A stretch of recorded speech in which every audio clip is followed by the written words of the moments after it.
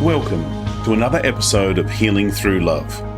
Each week, we share ideas, experiences, and resources to increase the awareness of domestic and family violence and to empower survivors to grow and thrive.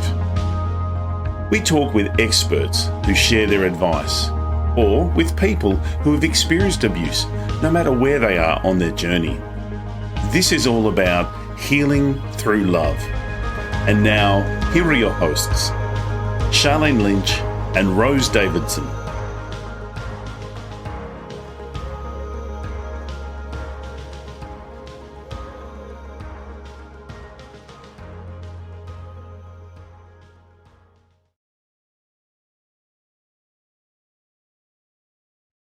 Allison Dagney discusses the methodology that helps us reprogram the thoughts that create emotional pain and suffering so that we can heal and move forward after emotional abuse. Because if you are going from a really, really scary place to freedom, right? And you get out and you're like, oh my gosh, I can breathe and nobody's like criticizing me and breathing down my neck and I'm not feeling afraid like I was before. There is a time, like a decompression time, where you have to just like figure everything out, like, who am I? And, what am I doing? And then you have like, okay, if you have court and you have all these, other things that are happening with the children and custody, there's a lot of moving parts that are happening for women, especially who are escaping abuse. So keep that in mind. But what was in the back of my mind this whole time before I started writing the book was, I have to tell people, like that was the main thing in my brain. So what I said, the Healing Through Love podcast with Sharlene Lynch and Rose Davidson. The Healing Through Love podcast with host Sharlene Lynch and Rose Davidson would love to acknowledge Global Glamping Charities Incorporated for generously supporting this podcast. Global Glamping Charities, solving homelessness in all of its forms. Reach out to them at globalglamping.org. Hello and welcome to the Healing Through Love podcast. I'm your host, Sharlene Lynch from sharlenelynch.com. Healing Through Love is here to help victims and survivors of domestic and family violence wherever they are on their journey of healing. We interview experts and survivors who share their personal stories and offer advice to those who have experienced abuse, no matter where they are. As well as the Healing Through Love podcast, we hold annual pamper days here in Adelaide, South Australia, for survivors of domestic and family violence. Local businesses come together and they pay it forward by providing services and resources for a day to give it back, to create a soft place to land for the survivors. It's a beautiful day of indulgence. We are looking for organisations and people with similar values. Reach out to us. We're hello@healingthroughlove.org, and we'll put the details here to connect with us. So we're looking for local businesses and even businesses abroad that are looking to connect with us and to connect with the people that we serve. Today we have a special guest with us, Allison K. Dagney. She is a thought work coach, author of Tears Leave Scars, the survivor of a 20 years of covert narcissistic abuse. Now, she's been through the ringer herself, and she has now lived to tell the story and written a beautiful book. And today here, Allison's going to take us on a journey of her escape and how she then wrote her book and is now out the other side as a coach helping those in need. Hello and welcome, Allison. How are you today? I'm so great. Thank you so much for having me on your podcast. I'm super excited to be here today. It's such a blessing to have you here with us today. Please, if you are open, can you tell us a little bit about your story? Where did it start and when did you know that it was problematic? Yeah, I would love to share. So, I'm going to go all the way back to when I first met my now ex-husband, and we were very young. I was only 19 years old. And as you can imagine, there was a lot of, that whirlwind of love and a lot of wonderful, happy feelings that go along with being in a new relationship. And I was in that relationship with him for a couple of years before we got engaged, and we got married very young at 21 years old.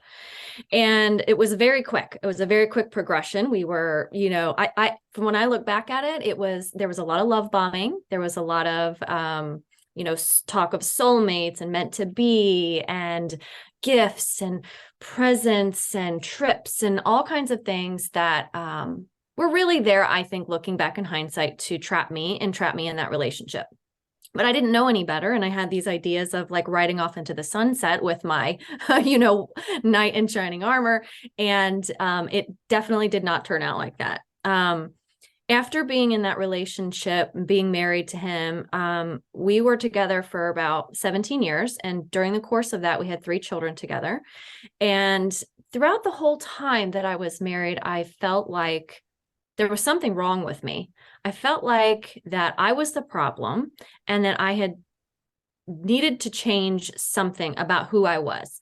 I was constantly trying to be better. I was constantly trying to do more. I was always trying to please him so that he wouldn't be upset or that he wouldn't criticize me. And throughout those 17 years, I tried to go to therapy. He begged me to go to therapy, but not with him. Like, he just wanted me to go and get help. He wanted me to go to the doctor and figure out why I was so emotional. And he wanted me to figure out why I had anxiety and all of these things. But, when you're in a relationship like that and you don't know, I didn't know how to name it. I didn't know what it was. I just thought there was something wrong with me. And what happened was, and this is in my book, and anybody can read my book, they can read the whole story, and they'll probably find a lot of very similar stories to their own. As this is the thing I hear from people all the time. They can relate to it so well. Someone on the internet told me that when I was talking to this person, that sounds like abuse. And I thought, what? How is that abuse? Like, he's never hit me. He doesn't even raise his voice. He doesn't yell. He doesn't cuss. I never even heard him say a cuss word the entire time I knew him. So I was very shocked to hear that this was abuse. And I sort of brushed it under the rug and did not even consider that as a possibility. But it was still kind of nagging in the back of my mind because I never had an answer. I always thought there was something wrong with me. So one day I decided to look it up, and I decided to research about narcissism and sociopathy and things like that. And my head exploded because I couldn't believe what I was reading. He was checking every single box of the things that I was reading online. And so what happened was I started piecing together, like, oh my gosh, like, maybe it isn't me. Maybe I am not the problem that I've been told to believe, that I was crazy and I was the problem this whole time, and feeling so confused and feeling so lost and just feeling like I was a horrible person and a horrible wife. And so the pieces started falling together, right? And when that happened, like, the skies parted for me, and I thought, wow, maybe this is something I need to learn more about. So that's when I started getting into, like, and I know you probably know this, a lot of people, they start educating themselves, and that's what I was doing. And I was learning all about this. And this was all done secretly. Like, I didn't let him know this. I didn't go to him and tell him that I suspected he was an abuser or suspected he was narcissistic. I did none of that. I was very, very secretive because I was afraid that if he found out, then something else bad could happen to me. So through all of that, I ended up being able to plan an escape. I did it very secretly. I got an attorney without him knowing. I paid a fee without him knowing. I got all of our documents together, all of this stuff so that he didn't know. And basically planned my escape, got my kids and got out of there, and then delivered the news to him that I was divorcing him after I'd already moved my stuff out of the house.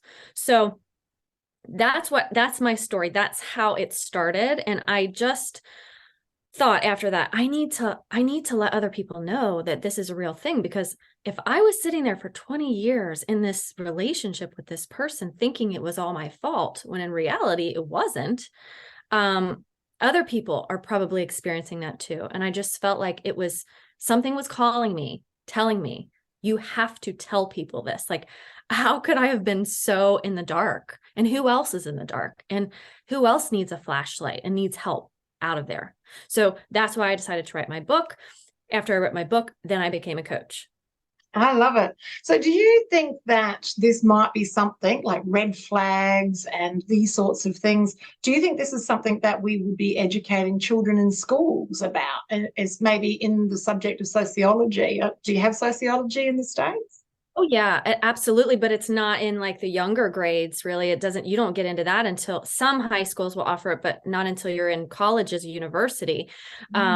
But I truly believe that would be something that could help people because, when I was younger, I didn't know anything about red flags. I didn't know anything about love bombing. Love bombing to me is really, really, really critical. Like I teach my own children about that. I'm like, if people are trying to move too quickly, if people are trying to claim that you're meant to be or that you're soulmates in a rapid progression, if they're showering you with gifts, and I mean, gifts are fine. Like I don't think there's anything wrong with gifts. It's when you're making this happen in such a very short period of time when you haven't even really gotten to know the person, right? Like building relationships takes time. It's not something that just happens within a couple of weeks, but that's what it was for me. I mean, literally within a few weeks, we were like in love with each other and everything was perfect and rosy.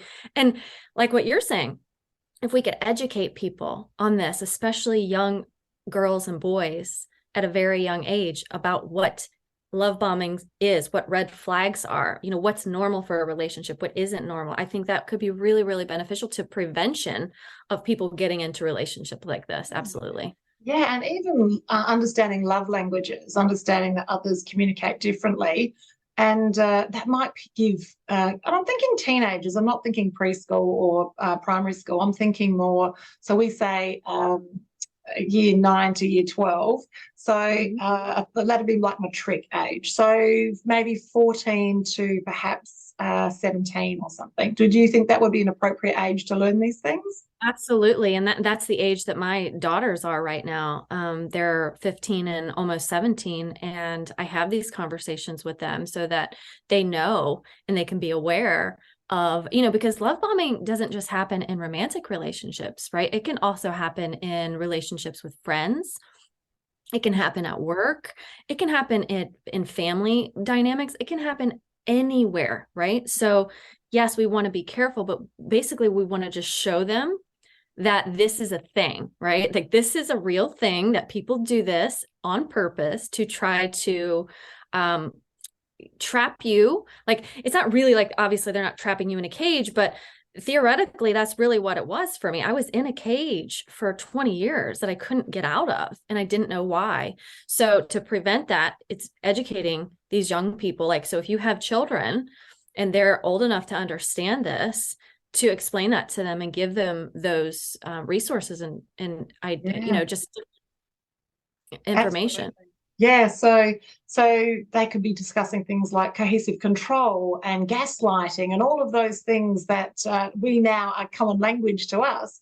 But if we dial the clock back to when we were on the other side, we didn't even know what they were, let alone that that's what the environment that we were living in. Yeah, I love it. Okay, so how's your children's relationship with your father, or there isn't one? So that we actually have 50-50 custody. So we have split custody. So they see their father. They do have a relationship with their father. Now, I don't really feel like my interpretation of their relationship would be fair. Yeah. But I think that they, based on some of the things that my children have told me, they can see the way that their father is. And I was very careful when I first left. My oldest was, I think, 11 or 12 years old. And so I was very careful not to say, your dad is this, or your dad's a bad person, or your dad's he's gaslighting you, or I didn't do any of that. I literally let them see and experience it for themselves, because I didn't want to be the person who was tainting their impression of him, because just because he treated me that way didn't mean he was treating them that way, right? So I wanted to make sure that they were able to think with their own brains and identify with their own eyes and hear with their own ears and see all of the things that he was doing. And if it impacted them, to let them discern, right, what he is. And is he being the best dad he can be for them. So right now I do see that, they come back to me and say things, and I know that they're struggling because he is who he is. And I truly believe that he has narcissistic tendencies, high ones, and it's not something that he can hide even from his children. So they are being affected by that, unfortunately, but they're smart kids and they stand up for themselves. They call out gaslighting, they call out manipulation, they call out guilt trips. And I couldn't be happier that they have taken that stance, because I know that when they're in relationships of their own in the future, that they'll take that same sort of mentality with those people that they're in relationships with. And maybe that's the answer. I know with Healing Through Love, we're about education, and we want to have the conversations, hence the podcast. So, if we can find a way to have these subjects discussed in schools, and that can be an open forum, then maybe we can put an end to this. People, the children, I'm saying boys and girls, because it's not just one or the other, they can be more resilient, they can spot it before it happens, and they can come in from a more powerful position, so they won't be victims themselves. Yeah, absolutely. And I do know that there are certain groups that are trying to teach young people, about like teen violence and teen dating and, all of that kind of stuff, which is wonderful. Here, I don't think it's really gotten into the schools or anything like that. So really who it's up to are the parents, right? It's up to us as mom and dad at this point to educate our kids and teach them about this stuff, from whatever age that they feel like is appropriate, that child will understand it. If it's 10 years old, tell them at 10. If it's, if they've got a little friend on the playground who's, treating them bad or doing something, teach them at whatever age that it is that they feel like it's appropriate. You don't have to use terms like gaslighting and coercive control, but you can ask your kids questions like, well, how do you feel about that? How do you think they should be treating you? Do you feel like that's a nice way to treat a friend, or whatever that might be? And use those kinds of questions to help your children make these decisions on their own, right? It's different when a parent is just kind of barking at you and telling you what you should do and how you should behave and who you should be friends with. Like, allow them to come to these conclusions on their own. I love it. So it's a big jump from getting out, escaping, and then writing the book. So what transitioned for you in that space so that you felt that you'd called to write a book? So, because if you are going from a really, really scary place to freedom, right? And you get out and you're like, oh my gosh, I can breathe and nobody's like criticizing me and breathing down my neck, and I'm not feeling afraid like I was before. There is a time, like a decompression time, where you have to just like figure everything out. Like, who am I? And, what am I doing? And then you have like, okay, if you have court and you have all these, other things that are happening with the children and custody, there's a lot of moving parts that are happening for women, especially who are escaping abuse. So keep that in mind. But what was in the back of my mind this whole time before I started writing the book was, I have to tell people, I have to tell people, I have to tell people. Like, that was the main thing in my brain. So what I started doing literally upon leaving was I was writing everything down. I had my phone out and I had a voice note, and I would just leave myself voice notes anytime something would come up that I'm like, this is important for people to know. Anytime a memory would strike me or I'd be triggered by something, I'd write it down. So it took me 2 years from start to finish to write and edit and publish the book. But I feel like it was because a lot of that was reliving so much of the trauma. I was out of the relationship, but I had to sit down. I can remember being at my kitchen table with my computer, closing my eyes and trying to go back into these really traumatic situations so that I could bring it to life so that people could read it and really resonate with it. So that was very difficult, but it was also really therapeutic and healing at the same time. So some people say to me, I really want to write a book, and I could definitely write a book someday. I'm like, do it. Because even if you don't even publish that, it is so healing to get your story out on paper or in a computer or on a blog or however you want to do that. So for me, it was never a question. I knew it was going to be published. I could see it. Actually, before I published my book, I took a regular, like a hardback book, and I drew my own cover on the book, and I put it there, and I set it in front of my computer to help me reach that goal. Because for me, it was all about, if it could just help one person, if it helps one person, it's worth it. It was a lot of work, and it was a lot of money, and it was a lot of time and a lot of energy. But if it helped one person, then to me, it was worth it. And then from there, then your coaching career began. Is that how that? So I never, first of all, I never intended to be an author my entire life. Like, I always liked English and reading and writing in school, but I never thought, like, I worked in a corporate job before I met my ex. Well, not before, well, during the first 5 years that we were married, and till I had kids, and then I became a stay-home mom. But I never thought, oh yeah, I'm just going to aspire to be an author someday. That was never the goal. And the same thing with being a coach. I wouldn't have been able to be a coach had I not experienced what I experienced, right? Because the experience that I had helped me be able to help other people. So I ended up, just by happenstance, or the universe, or whatever you want to call it, came in contact with a woman who developed a subconscious healing methodology to help people get into your subconscious mind and release the things that are blocking you and resisting your healing. So once I started doing it for myself, I was like, oh my God, this is amazing. Like, I had gone to therapy for 4.5 years. I did EMDR. I did all kinds of other things to try to heal during the years that I had left my abuser. And nothing really worked for good. Like, nothing ever worked, lasting wise. Like, everything was temporary. So for me, I was like, if this is helping me so much, I need to teach people how to do this so everybody can experience the level of healing that I have. So that's how I ended up becoming a coach and doing this work. And it's been so fulfilling and so rewarding, because it's just spreading this, ripple effect out into the world and helping people experience the same level of healing that I've had.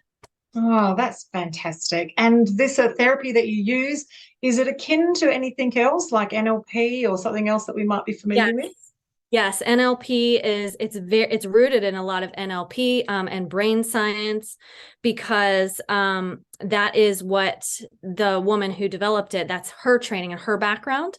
So it's really just getting into what drives our emotions, and that is the beliefs that we hold in our subconscious, which is also the programming that we have from the day we were born up until the time that we were about 7 or 8 years old. So that is, yes, it is NLP. It is a lot of brain training. It's a lot of neuroscience types of stuff, which is why it's so different, and why it's so, what's the word? Effective. It is because really all of our emotions come from our subconscious thoughts, and the way that we feel about things also drives our behavior. So if we want to get those things to change, we want to feel differently, we want to release things that are causing triggers, or release things that are causing us to feel really sad or depressed or guilty or angry or whatever that might be, then we have to reach the source. It's sort of like if you were to take Tylenol or a pain medicine for a headache. If the real reason that you have a headache is because you're dehydrated and you need water, then the headache's going to go away temporarily, but it's not going to go away forever. So that's why it's different, because we're getting to the source. We're reaching the subconscious, and we're releasing that through a process that you can actually get lasting results, and retraining your brain and reprogramming it. Absolutely. We think more than 70,000 thoughts a day, and more than 90% of those thoughts are the same thoughts day in, day out. So it's all about that programming. And listeners, if you're 35 or over, more than 95% of your thought processes are subconscious. So you don't even know you're thinking the thought. So this reprogramming is essential if you want a different outcome. So yeah, listeners, if you're listening today and you want a different outcome, this is where we need to start. In the brain. I love it. Okay, so now you're a coach now, and so how do people get hold of you? What sort of therapies do you offer? Is it a group environment or one-on-one? Yeah, so in my coaching program, I offer one-on-one coaching, because it's really, really important to develop habits, right? Like we have so many habits. If you think about when you wake up in the morning, you probably do like at least 10 or 15 things without even thinking about it. Check your phone, brush your teeth, go to the bathroom, put your glasses on, different, whatever it is, right? We have these habits. And so in my program, we set up 12 weeks of coaching together on the same day at the same time every week, right? Because we're trying to develop those habits to try to get us into that same mind frame. And I don't do group coaching on this because it's very intimate, right? It's one-on-one, me and you together having a conversation and bringing up all of those subconscious beliefs. And like you had mentioned NLP, there's a lot of questions that I ask and a lot of sleight of mouth types of things where I'm trained to be able to help you shift these kinds of thoughts in the session, and as well as bring some of these subconscious beliefs up that maybe, like you said, you don't even think about. They're automatic. They're like these, it like autopilot on a car. It's just driving, right? We want to get you back in the driver's seat so that you know what these things are and be aware of it. Because awareness is really the first piece. If you're not aware that you have these subconscious thoughts, you can't fix it, right? If there's a hole in the wall, but you can't see it, you can't fix it, right? You have to be able to be aware of it first. So that's really where it starts. And so we'll sit together like one-on-one, and we will go through all of this stuff that is keeping you feeling. Let's say you're feeling like you can't stop thinking about your ex, or you're just feel like you're stuck in a trauma bond, or you feel like really low about yourself, whatever that might be. We'll bring all that stuff to the surface in these sessions. And then I teach you the process, and you get to go practice it and do it on your own and release these things and give you the relief that you really want. So, I don't know if you know this, but I also have a podcast that helps people with this. I give these tips and these tools and these techniques specifically to the types of things I experienced, and that other survivors and victims of domestic violence and emotional abuse and all these kinds of toxic relationships can bring along. It is about having the conversations. And that's what's going to make the difference, isn't it? That's why these podcasts are so powerful, that they're getting the message out that regardless of where you are, you can have a different life. You do have the power to make a choice, and it starts with you. No one on a white horse is going to come rescue you. It needs to be you that rescues yourself, and it starts with changing the thought process. And just knowing that it is possible, knowing that we've got out, and that now we're paying it forward and making a difference to others. And wherever you are on your journey and you're listening, know that this is possible for you as well. So tell us, Allison, how do we get hold of the book?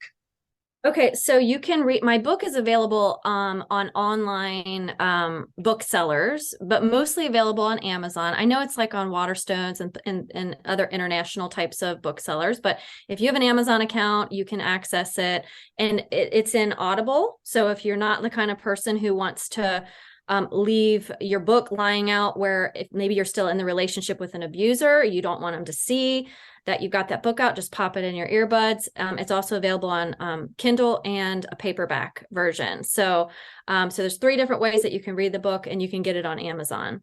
That's fantastic. And then how do people contact you for the coaching? We'll share the links, but do they just book an appointment? Is that how it works? Yeah, I offer free calls just to even see, like, are we a good fit to work together? Is this something that resonates with you? Because it's not something that resonates with everybody, right? So it has to be something that really aligns with the type of healing work that you want to do. And I want to make sure that, we are connected and that that's a good fit for the both of us. So you can reach me on Instagram. You can reach me on Facebook. It's Allison K. Dagney, both of those, Allison K. Dagney on Instagram and on Facebook. Or you can just go straight to my website, and it's whentearsleavescars.com, because that's the name of my book.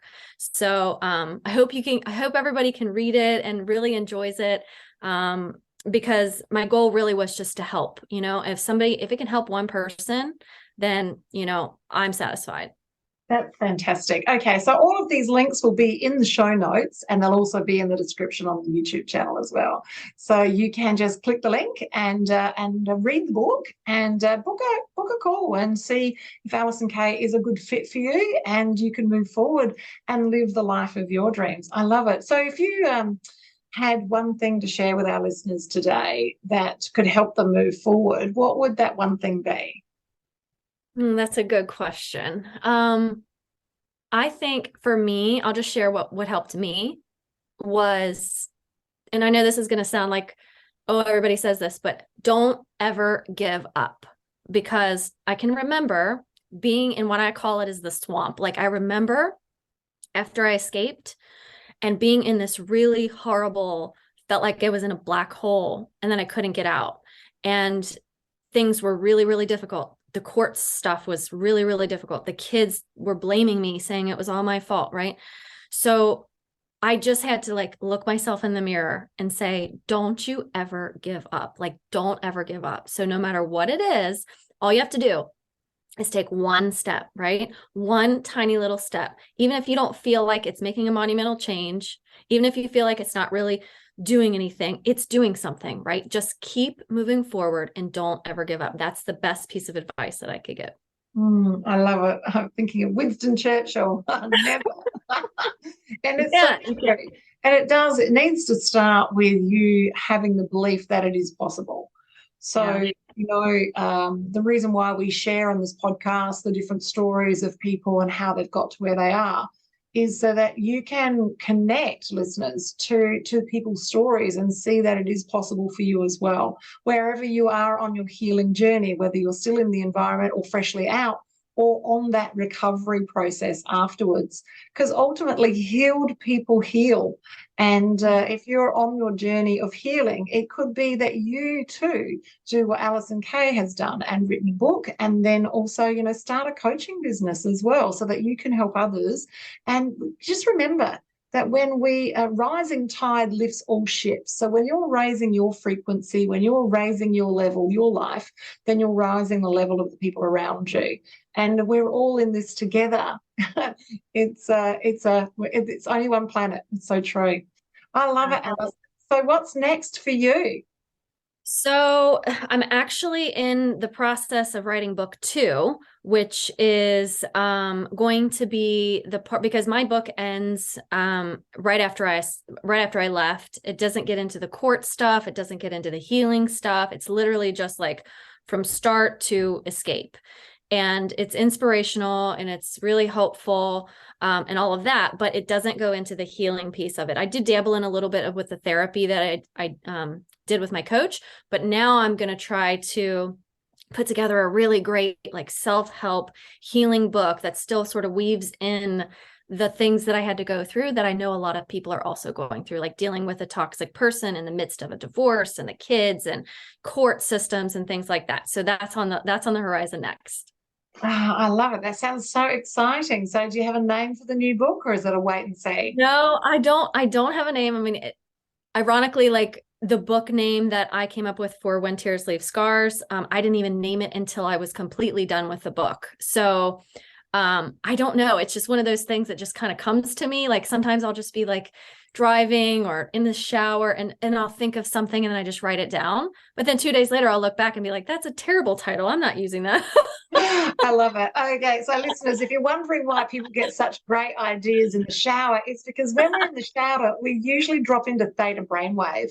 So this is your opportunity to connect with your higher self and just move out of that subconscious space. And this is why I highly recommend you go to a dive shop and pick up the little sticky post notes that you can stick on the wall in your shower. They're waterproof, divers use them. And then when you have these brilliant ideas whilst you're showering, you can write them down, because isn't that the truth? That often by the time we get out and dry ourselves off, we've forgotten what it is that brilliant idea was.